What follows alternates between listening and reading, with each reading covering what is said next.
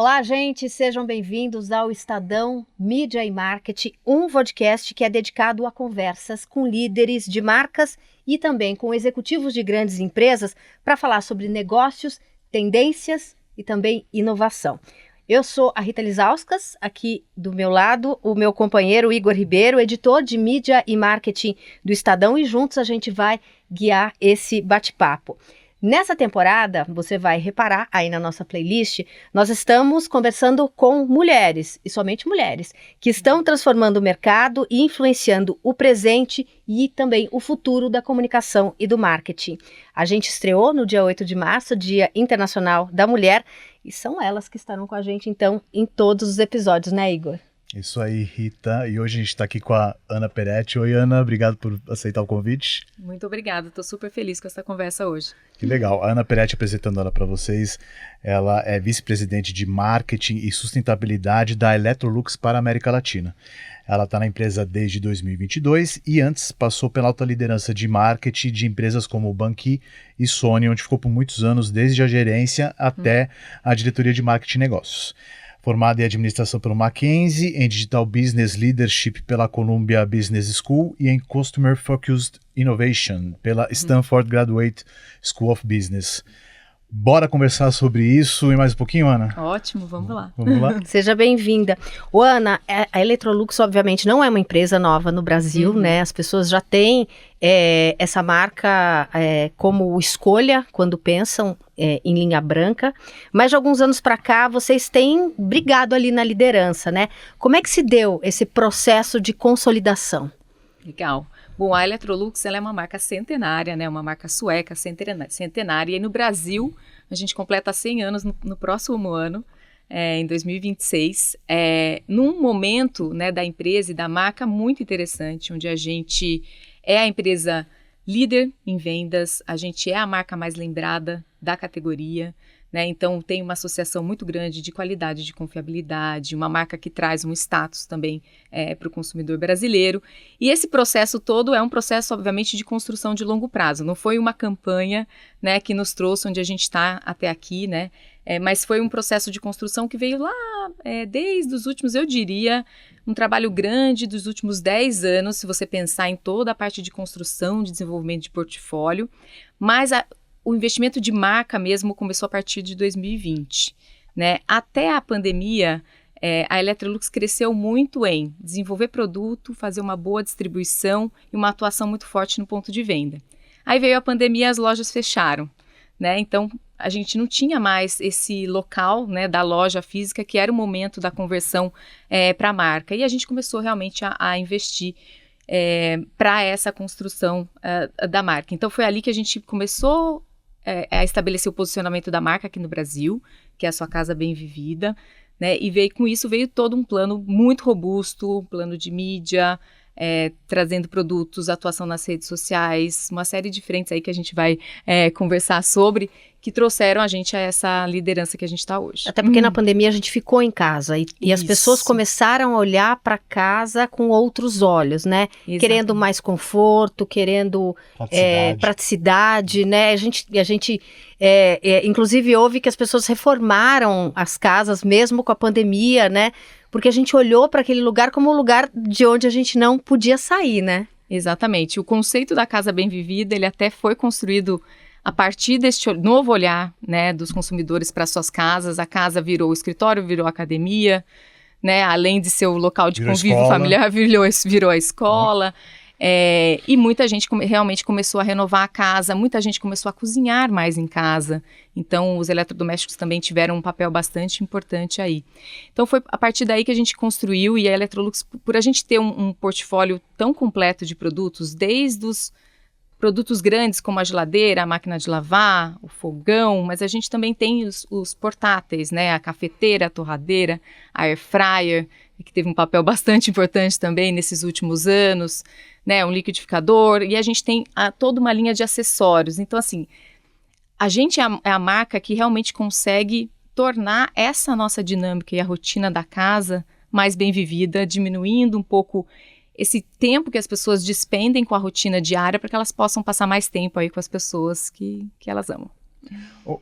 Ana, recentemente teve, acho que são números de 2023 que foram consolidados ano passado sobre um crescimento expressivo na venda de eletrodomésticos no Brasil. Isso, como é que isso impactou no negócio e por que se deu isso? Também foi um pouco de consequência da pandemia, as pessoas que ainda nessa vibe de querer equipar a casa, tal, você identifica o que gerou esse aumento no investimento em eletrodomésticos e como é que isso impactou a Electrolux? No ano passado, em 24, foi um ano muito bom para o segmento de eletrodomésticos. Teve uma questão de acesso maior a crédito, entre outros, o índice de empregos também é mais alto. Então, a gente atuou num mercado que estava bastante aquecido. E eu não posso abrir os números específicos de Brasil, mas América Latina a gente cresceu 22%. No ano passado, então um crescimento bastante expressivo para uma categoria que não tem normalmente crescimentos assim de duplo saltos, dígito, com saltos tão grandes. E a gente observou isso muito no mês a mês também na busca dos consumidores, né, no Google, então assim, crescimentos muito grandes, principalmente em refrigeração, outras categorias também, mas a categoria principal de crescimento foi refrigeração. Só que o consumidor de hoje é um consumidor diferente, por exemplo, da época da minha mãe, da época da minha avó, né? Eu lembro da minha mãe pensar em preço, obviamente, né? Mas questões ambientais, por exemplo, são coisas muito mais atuais, coisas que estão postas, né? Então as pessoas querem saber o quanto aquele eletrodoméstico consome, no caso de uma lavadora, né, o quanto de água ela utiliza.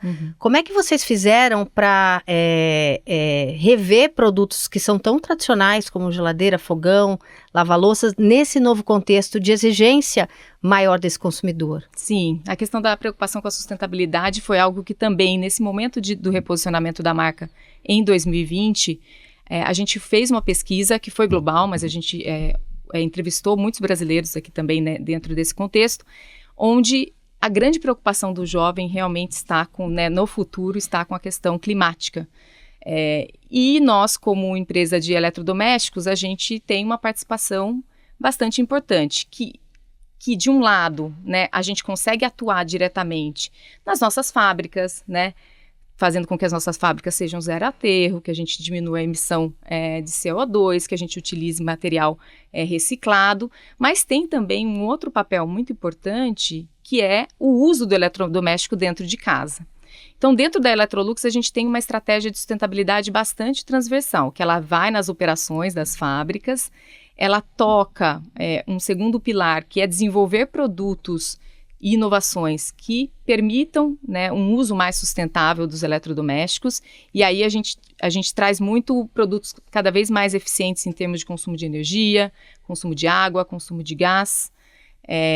Então, essa é uma outra frente. E a terceira frente vem um pouco da educação. A gente também se coloca no papel de educar o consumidor sobre esse consumo, porque quando a gente olha para a emissão de CO2, 90% da emissão de CO2, ela acontece no uso, porque esses produtos ficam muitos anos na casa do consumidor. Essa é a ideia, inclusive. A emissão de CO2, 10% do impacto está na fábrica, e a gente sim está atuando nisso também.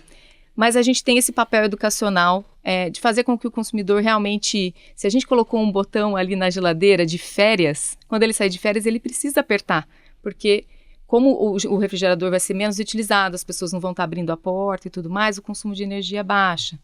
Né? Quando vai lavar uma roupa, utilizar o ciclo correto, né? Se eu estou colocando pouca roupa ou se eu tenho um uso de uma roupa específico para consumir menos água e por aí vai. Então, acho que tem uma parte educacional também bastante importante para atender esse público que está bem mais atento aí às questões de sustentabilidade. E como que vocês fazem para educar esse público? Porque o público se encanta. Eu, por exemplo, a gente estava falando aqui antes do podcast começar, fazendo pesquisa de lavar roupa, lava e seca. Eu vi que vocês têm um produto que calcula ali o quão suja aquela roupa tá e adequam esse ciclo para essa sujidade, né? Só que existem pessoas que não têm paciência de ler aquele manual, ou pessoas que às vezes nem enxergam o manual e que estão tão acostumadas, não, é só ligar aqui no ciclo normal. Como fazer para que essa informação realmente chegue nesse público?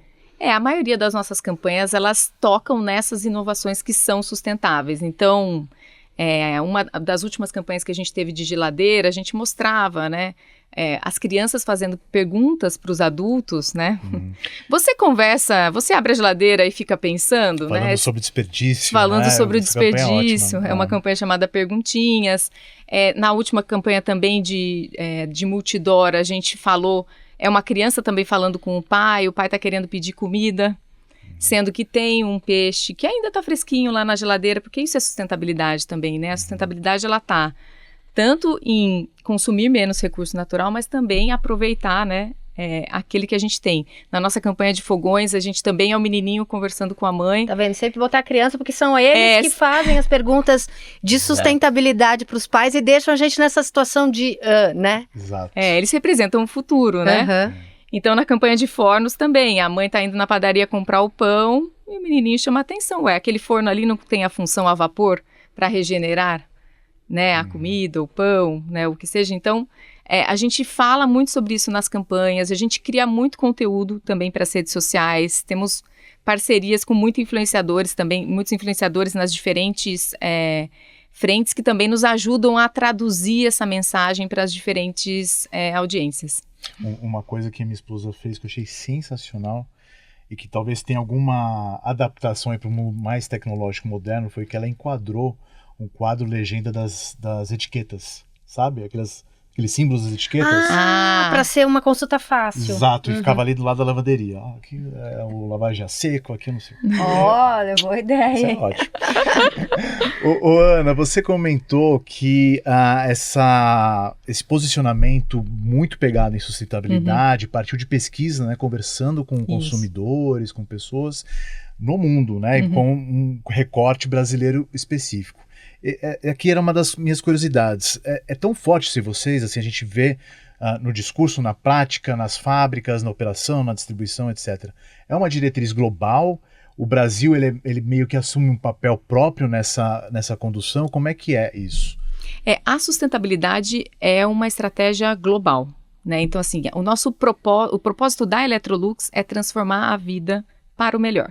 Quando a gente fala em transformar a vida para o melhor, a gente está falando de transformar a vida dentro de casa para o melhor, mas também do planeta, que é o mundo que a gente também chama de casa. Então, a gente trabalha nessas duas frentes, e aí a sustentabilidade se encaixa perfeitamente dentro do nosso propósito. Então, é muito puxado pelo global, mas óbvio que a gente traz as nuances aqui do Brasil, né? Olhando o que o brasileiro valoriza mais, menos. Então, quando você vai, por exemplo, para um público europeu, eles já estão falando sobre quais técnicas culinárias vão preservar mais as vitaminas e os nutrientes da comida, né? Para o brasileiro, né, e para o latino-americano em geral, essa ainda não é a conversa que está rolando por trás da sustentabilidade.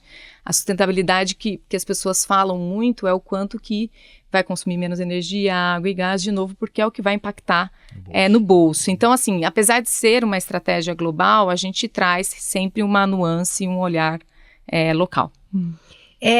Falando de marketing, né? Você disse que tem essas parcerias com influenciadores e com figuras grandes, por exemplo, como a Rita Lobo. Isso. Né? E a Rita Lobo é conhecida no mercado por escolher de um jeito muito cuidadoso, os seus parceiros, né?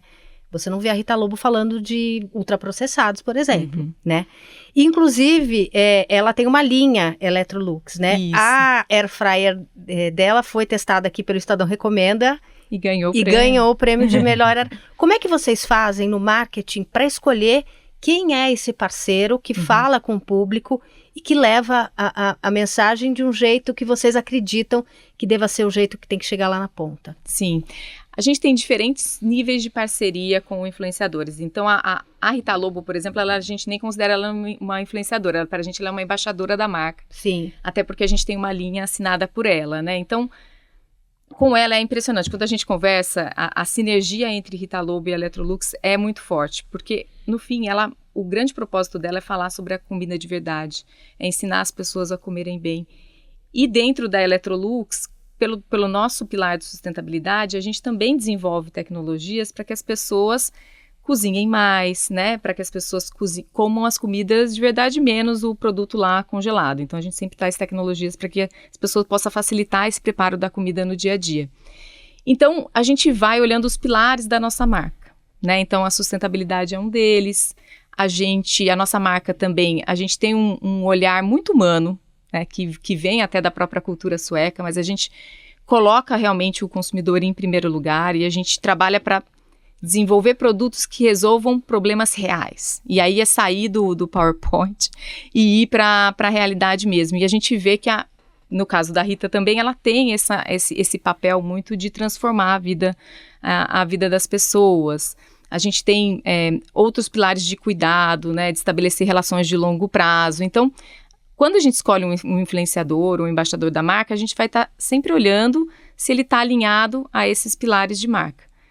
No caso de uma embaixadora de marca, tem que estar super alinhado com todos eles, né? E aí, à medida que a gente vai escolhendo influenciadores de menor porte ou específicos por áreas, né, e categorias, aí a gente vai balanceando. De repente, ele entrega um pilar, não entrega o outro, mas tem que ter um fit muito grande. A gente prefere estabelecer relações mais de longo prazo com influenciadores, não ser uma ação muito pontual, até porque para ter uma credibilidade com a própria audiência, né, desse influenciador, né, e não é ir lá e fazer um post e falar da marca, não é crível, né, não é então, só discurso, né? Não é só discurso. E essas pessoas estão treinadas para isso, né, Sim. hoje em dia. Não é qualquer coisa que você vai falar lá se não tiver lastro com a tua vida real.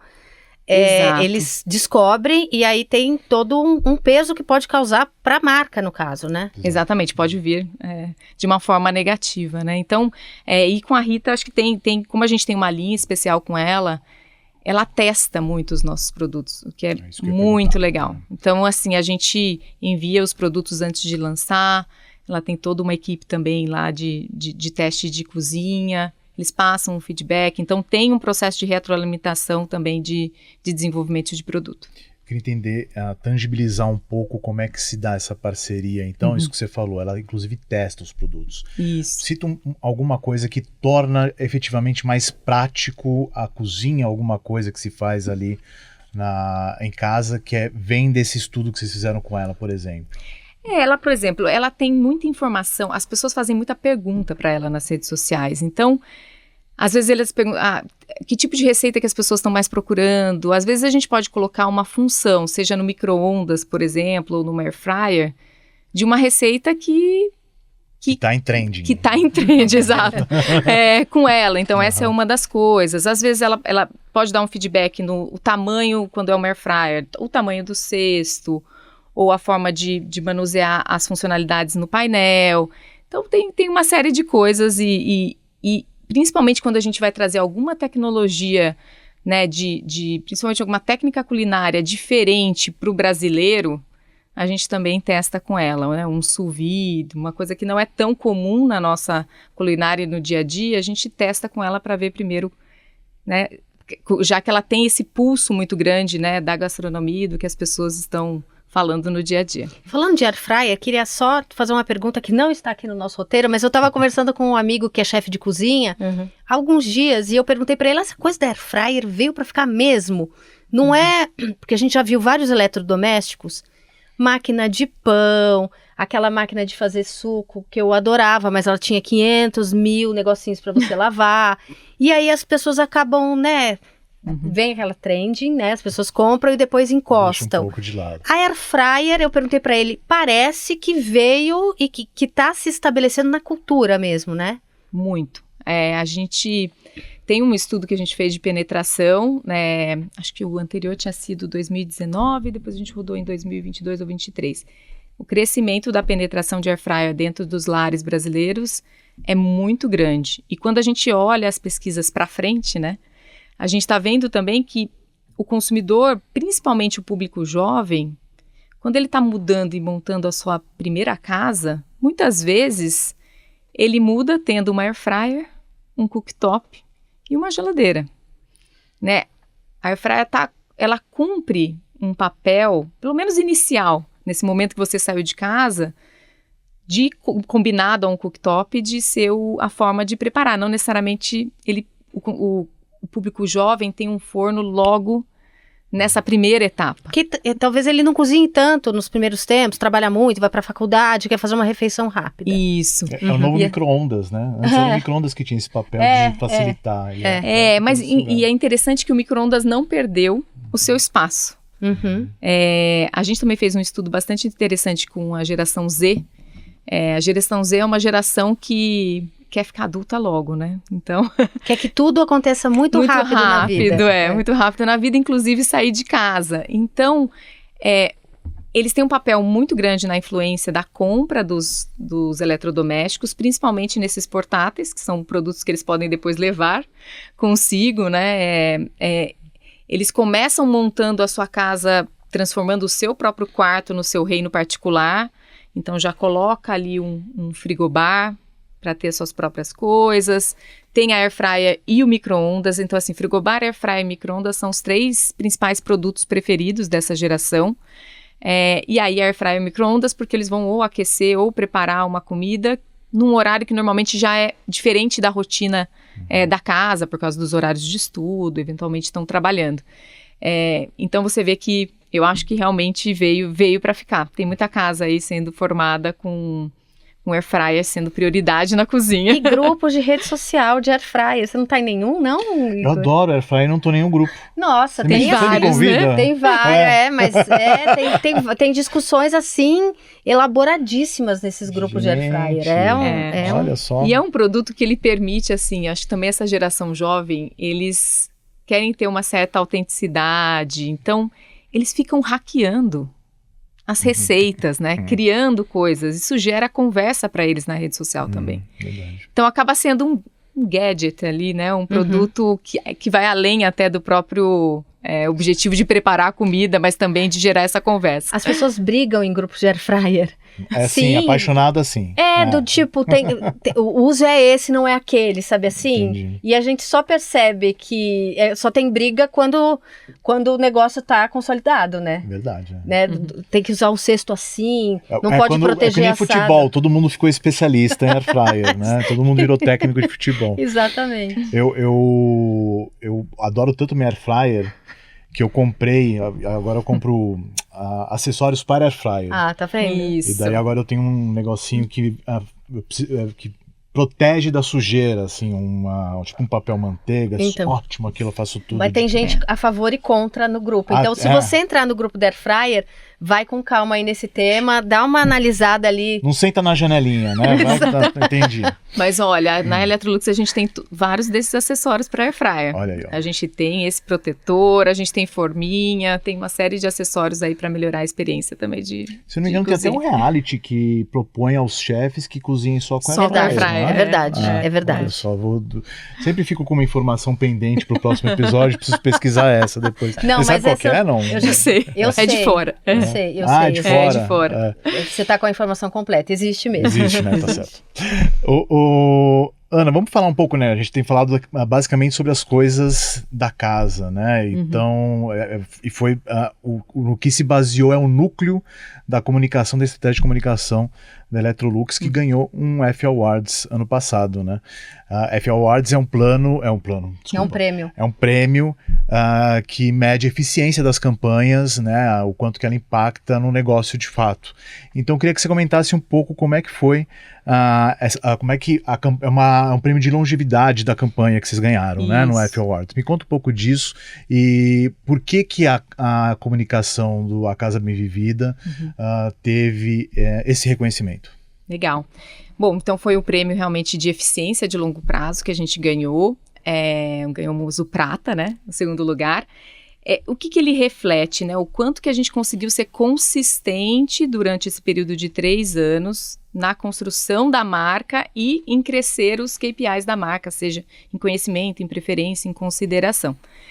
E aí, eu acho que o grande sucesso foi realmente a gente ter captado esse momento da pandemia, dessa valorização novamente do espaço da casa, que é algo que, no fim, permaneceu, né? Ainda hoje, acho que todo mundo tem esse sentimento, né? A vida está tão complexa, é tanta informação, é tudo tão rápido, que você chega em casa e parece que você entrou naquele seu refúgio, né, naquele lugar que te faz bem, que é onde você está com as pessoas que você gosta. Então, e tem o home office também, né, que entrou na nossa vida nessa volta da pandemia, né, se manteve em algumas empresas, ou seja, Exato. As pessoas ficam mais em casa mesmo. Exato, então a gente traz esse apelo da valorização da casa nas nossas campanhas.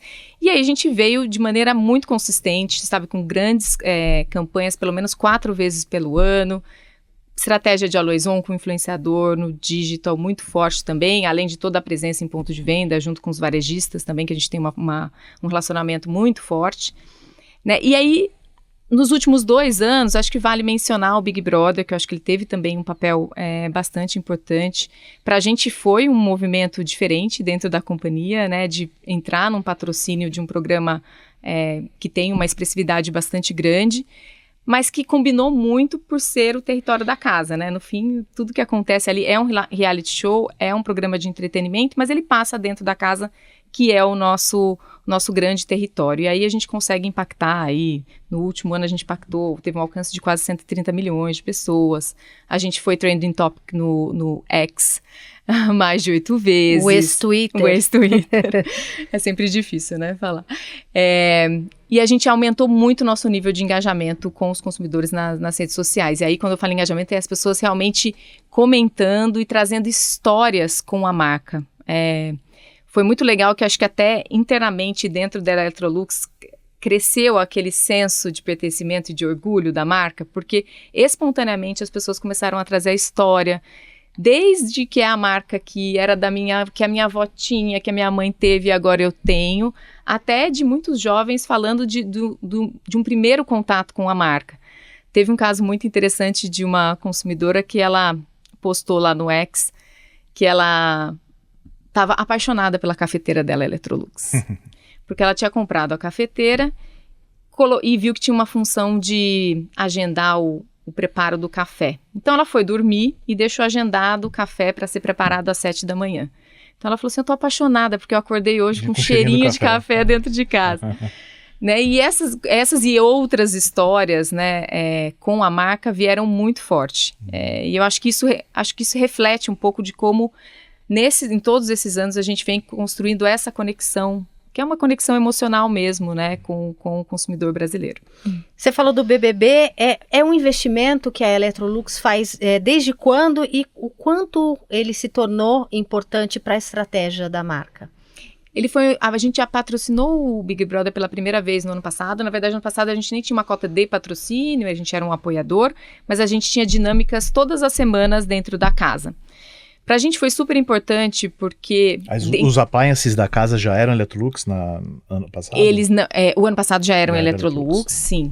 Todos os appliances Electrolux. A gente conseguiu pela primeira vez colocar air fryer dentro da casa, que os participantes amaram, porque facilita bastante o dia a dia. A gente não conseguiu colocar ainda lavar-louça, mas é uma próxima tentativa. Saem muitas brigas por conta da louça, né? Se a Electrolux chegar e facilitar a vida dos brothers aí, né? Acabar com uma parte da emoção do drama ali. Do conteúdo, né?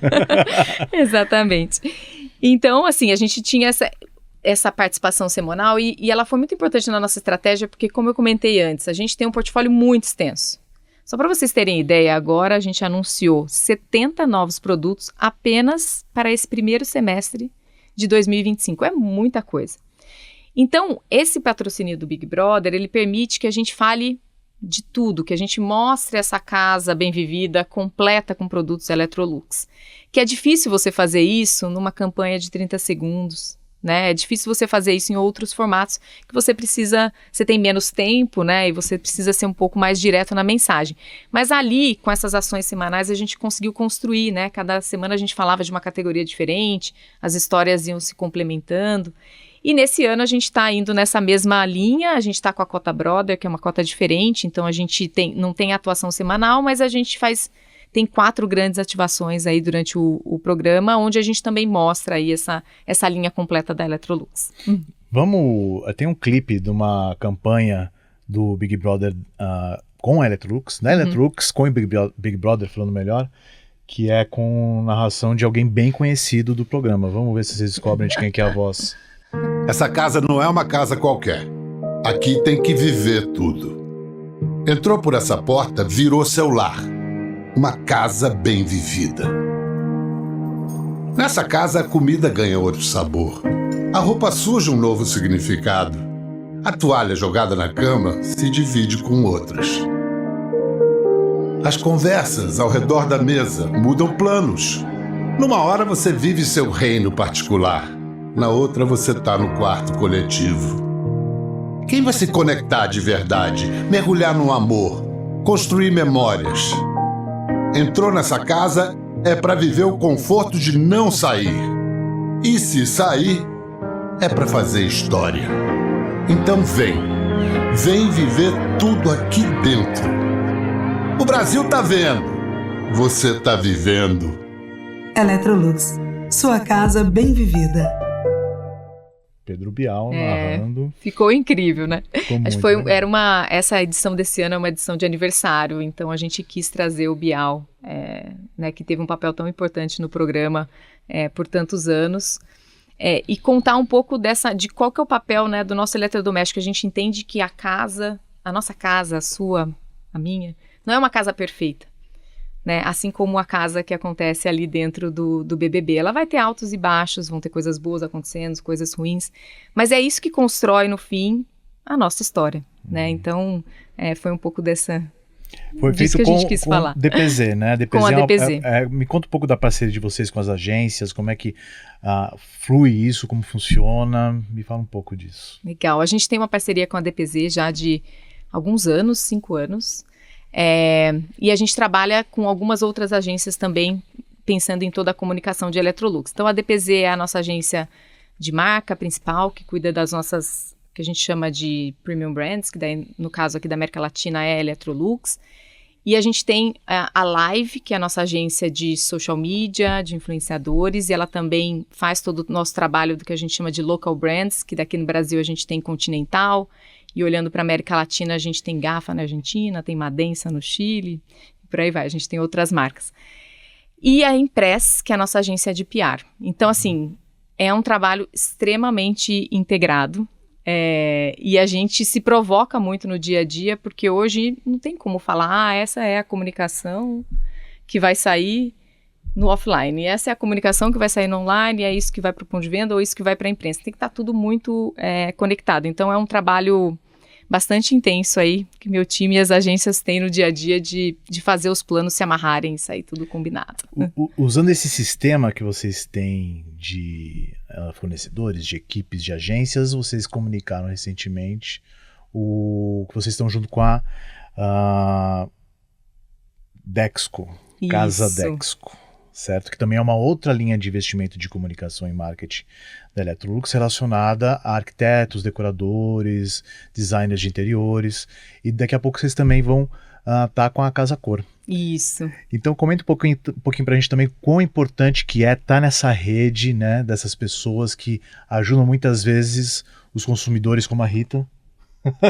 Sim, que está nessa fase de mudança de casa. De reforma. A pensarem na reforma, pensarem nos eletrodomésticos, nos appliances que vão estar ali na casa bem vivida de depois. E também como isso se soma às outras iniciativas, Exato.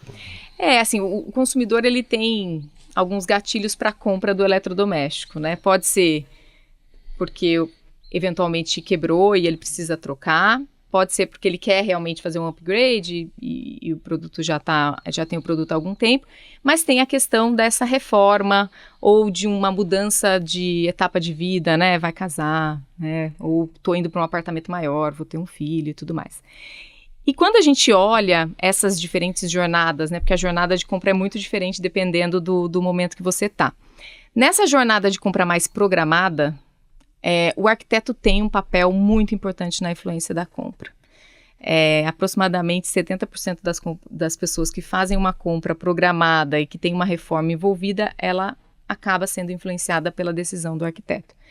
Então, lá atrás, já faz uns 4 anos, a gente criou uma plataforma chamada Electrolux Projeta, que é uma plataforma de relacionamento com esse público, né, de arquiteto, especificador, design de interiores, onde a gente pluga as pessoas para mantê-los atualizados sobre todos os nossos lançamentos.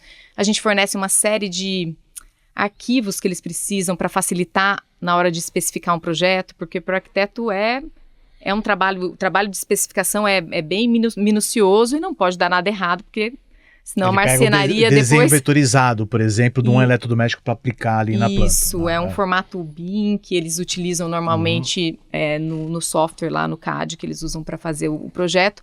A gente já fornece no formato que eles precisam para facilitar todo esse detalhamento. Então, a gente vem trabalhando nessa construção de relação com eles. E nesse ano a gente também se associou à Casa Dexco, que abriu no dia 10 de março, que é um espaço muito inspiracional, né, de arquitetura, de decoração, e a gente está presente lá com algumas cozinhas da Electrolux nesse espaço, que são espaços que foram desenhados por arquitetos bastante renomados, vale a pena vocês conhecerem. Então não são só os arquitetos que são bem-vindos no espaço? Não, é aberto ao público consumidor. É no Conjunto Nacional, né? É no Conjunto Nacional. Então, Avenida Paulista. Porque hoje existe quando a gente olha para os consumidores que estão procurando produto na hora da reforma, são poucas lojas que eles conseguem ir olhar os eletrodomésticos de uma forma mais inspiracional. Né? Então, acho que assim, ali a Dexco criou um espaço que é sobre isso, entendeu? É sobre espaços super decorados, onde você pode ter ideias de todos os materiais que você vai usar, as combinações do revestimento com os eletrodomésticos. Então, vale muito a pena. Eles têm um número grande de arquitetos na base deles também que a gente vai se relacionar. Além disso, né, tem todo o evento de Casa Cor, que a gente acaba falando tanto com o consumidor final quanto com o arquiteto. E a gente também tem uma parceria com a Arca, que é uma comunidade de arquitetos. É uma parceria que a gente já faz também há alguns anos. E onde a gente roda concursos de arquitetura, a gente premia com eletrodomésticos da Electrolux, e saem projetos assim incríveis. A gente passa um briefing super alinhado com a marca, a gente usa muito desses projetos que eles criam, a gente alimenta o nosso canal no Pinterest, que é uma rede social bastante usada pelos consumidores nesse momento de inspiração. Você deve estar usando bastante, Sim, né, fiz Rita? uma pasta com meu arquiteto, com referências. Exato. Então, a gente acaba retroalimentando também. Tudo que a gente produz, a gente tenta não deixar ele preso em um canal, né? Mas também abastecer outros canais que a gente possa ter uma escala maior para atingir mais pessoas.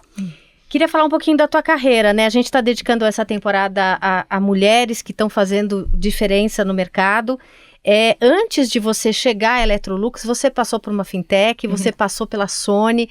Eu queria que você contasse aqui para a nossa audiência como é que foi essa sua trajetória profissional, as dificuldades que você encontrou, as portas abertas que também você encontrou no teu caminho. Como é que você, quando olha para trás, vê sua trajetória? Dá um orgulho imenso. Dá um orgulho imenso, mas eu comecei, bem no comecinho da minha carreira, eu tentei trabalhar em áreas diferentes, assim, até para poder ter uma visão mais holística. Eu passei por RH, eu passei por qualidade, daí eu trabalhei em marketing B2B, depois marketing de serviço, até entrar em marketing de produto, que eu considero que foi a minha grande escola, que eu fiquei muitos anos nessa frente. Foi onde, acho que, acabou moldando o profissional de marketing que eu sou hoje, que assim, eu sou apaixonada por crescer marcas que tragam valor real para o negócio. Então, como eu entrei, né, e fui formada fazendo gestão de P&L, né, então fazendo produto, distribuição, comunicação, né, e preço, eu acho que essa visão holística do começo me ajudou muito nos diferentes desafios que eu tive depois, né, no futuro. Então, eu fiquei muito tempo ali, e aí eu tive uma oportunidade para assumir numa joint venture da Sony e da Ericsson naquele momento, que era em Miami, num cargo regional. Eu acho que foi um grande primeiro desafio de liderança que eu tive, que eu fui era uma outra empresa, né, que era uma empresa separada, num outro país, para fazer gestão de pessoas naquela época, que era 2007, né? A gente não tinha tanto recurso de gestão à distância, então o time estava nos países, eu estava sentada em Miami, e para lançar uma categoria nova de celulares, que na época a gente entrega idade, porque era celular com câmera digital. Eu lembro do Sony Ericsson. Você lembra? Lembro. Então, assim, não era o carro-chefe da companhia, era celular com música, e eu vim não, gente, agora a nova onda é celular com câmera. Então, acho que eu tive ali que exercer muito a liderança, né? De como você está próximo de pessoas que estão fisicamente distantes de você. E a influência também de muito mais stakeholders do que eu tinha anteriormente, né? Quando você está trabalhando no país, com um grupo do país, está todo mundo junto ali, é mais fácil. A partir do momento que você está numa região, né, o nível de complexidade de influência que você tem que exercer, ele é muito maior. E aí eu acho que algumas coisas me ajudaram, porque antes de começar a trabalhar e depois, entre um trabalho e outro, eu morei fora para estudar, não foi para trabalhar. Mas eu acho que também morar fora te abre um pouco a perspectiva, né, de entender outras culturas, te dá uma flexibilidade maior. Então, acho que tudo isso, no fim, me ajudou ali e foi uma experiência muito legal. Fiquei 3 anos fora. E aí fui super bem e voltei para o Brasil para assumir a diretoria de marketing aqui do Brasil.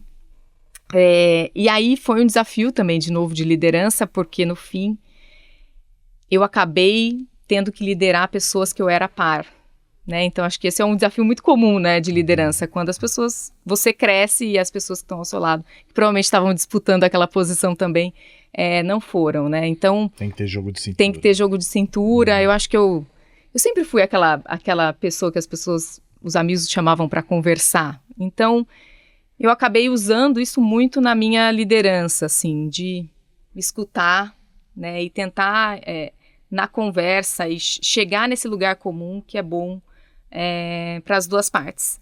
Então, foi um momento muito legal. Eu era muito jovem, acho que eu assumi uma cadeira de diretoria, eu tinha 32 anos, era bastante jovem. E aí, depois disso, eu fiquei muito tempo nessa cadeira, cuidando de marketing e também a parte de desenvolvimento de negócios.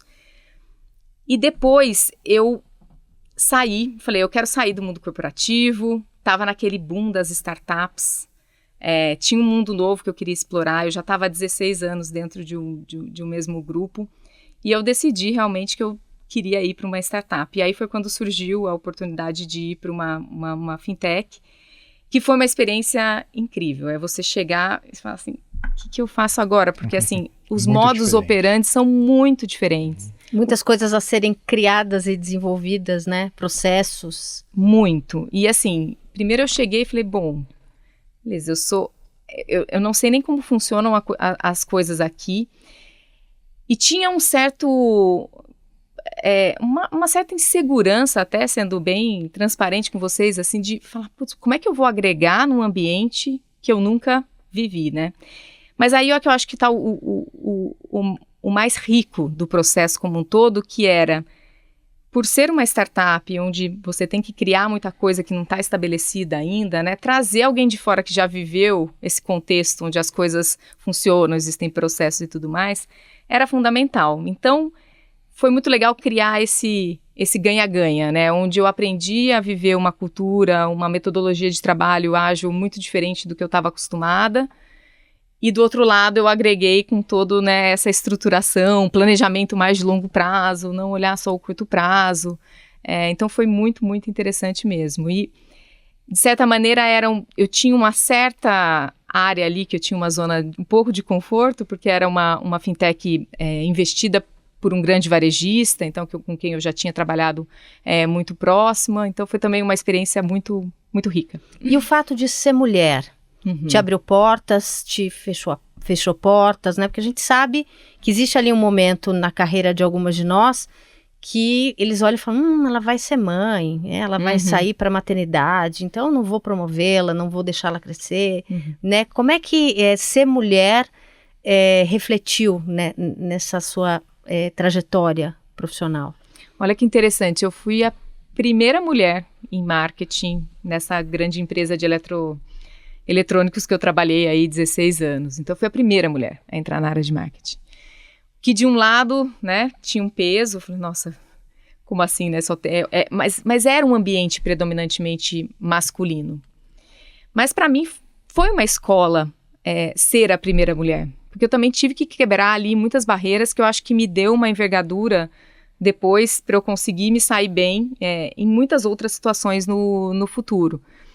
Mas foi muito interessante porque eu entrei, fui trabalhar com uma categoria de câmeras digitais na época, foi a empresa que me deu, apesar de ter sido a primeira mulher, né, de ser um ambiente predominantemente masculino, foi uma empresa que me deu muita oportunidade, porque eu entrei como analista e saí de lá como diretora. Então, durante a carreira, participei de alguns processos onde tive situações com algumas outras empresas de questionarem a questão, mas você não está na época de querer ter um filho, né? E no fim eu acho que foi até bom que isso aconteceu no processo, que eu acabei não entrando nessas empresas, né? E você vai escolhendo onde você vai trabalhar também, que sejam empresas que também valorizem isso. E aí quando eu olho para a Electrolux, para mim foi um match perfeito. Eu acho que em vários sentidos, acho que tem uma questão da valorização das mulheres em posição de liderança. Hoje dentro da Electrolux, 34% dos cargos de liderança são mulheres. Mas a gente tem uma meta de chegar entre 40% a 60%, que é uma meta global, até 2030. É uma empresa que por si só, por ela colocar as pessoas em primeiro lugar, ela tem um estilo de liderança bastante humanizado. E eu acho que isso também abre bastante espaço para as mulheres, né? Eu acho que, ou para as mulheres, ou acho que quando a gente fala dos soft skills que a mulher tem, né? De conseguir ter um olhar mais atento, né, de ter uma escuta mais ativa, de se preocupar com as pessoas. Então, eu acho que isso combinou muito comigo, acho que estou super feliz na Electrolux. E a empresa, ela preza todo líder, ele tem as suas metas divididas 50% no que é estratégia de negócio e performance de negócio, e 50% no que é estratégia e desenvolvimento de pessoas do seu time. Então, eu nunca tinha trabalhado numa empresa, eu nunca tinha ouvido falar nisso antes de entrar na Electrolux, e é algo muito legal e acaba dando, acho que, espaço. Ter essas metas já é novo, agora 50-50, né, é ainda mais usado, né, porque você coloca o fator humano no mesmo nível do negócio. Porque no fim, se você quer crescer de forma sustentável, quem faz crescer uma empresa, né, são pessoas. Não é a entidade de empresa, são as pessoas que fazem parte dela. Então, acho que é um modelo aí bastante vencedor.